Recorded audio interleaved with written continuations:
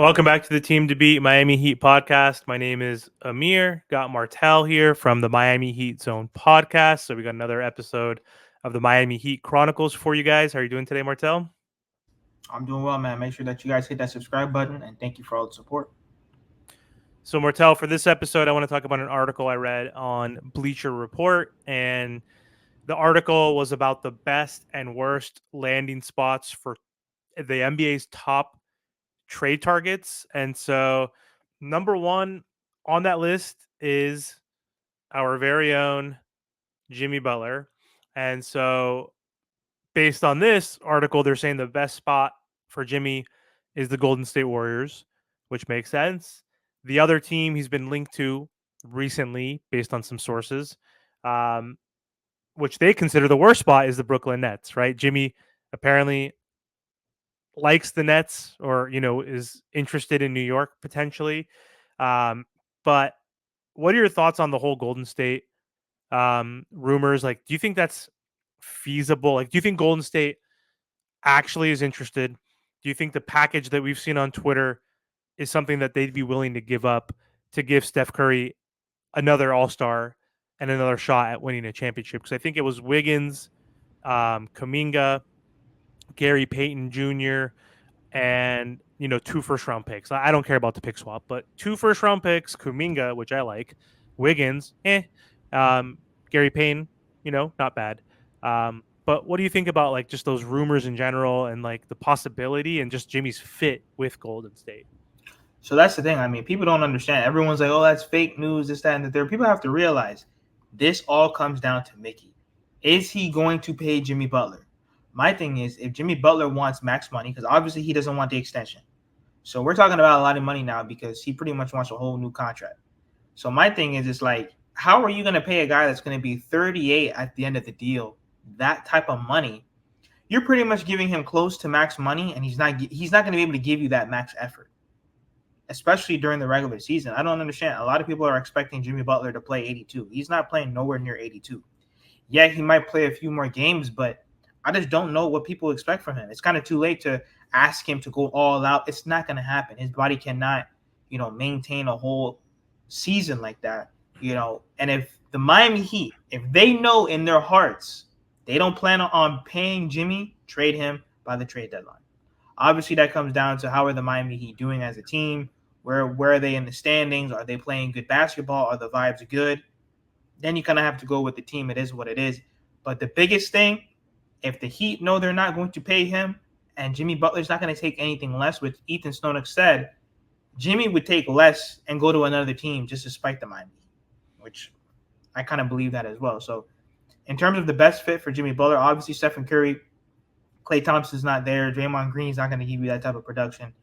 Stephen Curry, he desperately needs some help. Wiggins has been going through a lot of stuff off the court, and really outside of Curry, who is really like on that roster to really help him win a championship. So a veteran like Jimmy Butler, which even if Jimmy Butler goes to a contender, he's going to give you good moments, but I don't know who's really going to pay him the money that he wants. Yeah, it's getting harder and harder to see a world where Jimmy actually gets a lucrative contract with the Miami Heat. Like, he's only getting older. He just turned 35. He's never played more than 65 games in a Miami Heat uniform, so why will he now? And if we expect him to be playoff Jimmy in the regular season and he has to try harder, that means, in my opinion, there is a higher likelihood or possibility that he gets injured from playing harder. I think part of what he does for the load managing in games, not trying in all those, 63 or 65 that he played last season, 20 of those games he was kind of coasting. I think he's doing that because he knows if he goes full throttle, that he's not going to have enough left in the tank or he's going to be susceptible to an injury. So it's getting harder to see a world where, unless Jimmy turns back the clock somehow, stays healthy, plays like the 65, but plays in all 65, like we said, or even plays 75. Who knows? Maybe he can play in 75, take, 10 games that he load manages in. That's fine. We have younger players and Bam and Tyler that can possibly help us win. And maybe he does elevate us and he can get a decent contract, but I don't see him getting the 50 million per each year as a max player because you can only have two max players. We already have Bam, and having all these guys with expiring contracts like in the next year or two, like Duncan will be off the books in like 2 seasons, Terry Rozier 2 seasons. That frees up those two contracts alone, frees up 40 million where you can sign a bunch of good players. Do you really have faith in a 36, 37-year-old Jimmy to be that other max guy with Bam and continue down that path with just rotating a few pieces? Then I don't think so. I don't think Jimmy could be that 1A at 37, at 38. So that's going to be interesting to see. But I think what realistically should happen is he needs to realize, like, hey, I either go to another team and demand a trade and take a little bit less and go to a contender to win a championship, or I do what DeMar DeRozan did, who is the same age, who's a better offensive player than Jimmy Butler in terms of scoring. He took 26 million or whatever it was, right? 3 years, 75 million. Like DeMar wants 50 million a year, but like you're not going to get it at that age because you're old. You know what I mean? Like he hasn't won a championship either. So anyway, That and it's a lot harder now to spread money across your roster like that. I mean, yeah, the Miami Heat they've been able to do it, but it's hard for it's kind of like what you said. Multiple teams can't have max players anymore, so it kind of hard caps teams, and teams are more picky on who they're paying, when they're paying, and how long they're paying. Guys like Brandon Ingram, I mean, he's a good player in the NBA, but he wants 200 million, and they're like, no, you're not getting 200 million. So there's guys across the league. Zach LaVine, the Bulls have been trying to move him for the longest, and he's on a hefty contract. So there's a lot of players out there where if you're not going to put the production out on the court and you get that big contract, you might be stuck. Yeah. Speaking of that, good segue. Last person I want to talk about is Brandon Ingram on this article. So best spot that he could end up, they suggest the Miami Heat, and they're also saying it's like now more so contingent on if Jimmy gets traded, whether that's now or before the trade deadline, assuming that if the Heat are bad and Jimmy's not looking that great, right? Then you might have to trade him because he's going to walk away for free potentially, right? So this is all contingent on that because if the Heat wanted Ingram, we might have already had him at this point, right? Because there's not a big market for him and Levine and players like that, like you mentioned. So this article is saying if we lose Jimmy Butler, what are your thoughts on that? And the worst spot they're saying he could end up is the Cavs. Who cares about that? So let's say Jimmy's gone. That frees up the 50 million. He's making, I don't know, somewhere in like the 38 or 40 something range. And so we would replace Jimmy's 50 with that, which is good. Then we'd have $7 or $8 million of space. I think we might be under the first apron, which is good. But then he's essentially like our max guy, or either it's we lost Jimmy and we're just replacing him with Ingram. Like, what else are we gonna like trade to get Ingram? If we lose Jimmy, that means like then we have to trade Tyler and or Terry and someone else, right? So like that seems like a full rebuild. So Yeah, that is a full rebuild. I mean, listen, once we lose Jimmy or if he stays, whatever unless this Miami Heat team makes drastic moves to really put them over. I mean, like I said, you can never count out this Miami Heat team, and I still think this Heat team is good enough to compete. They're gonna have to take the regular season seriously, and to be honest, I think that's 50% of the battle.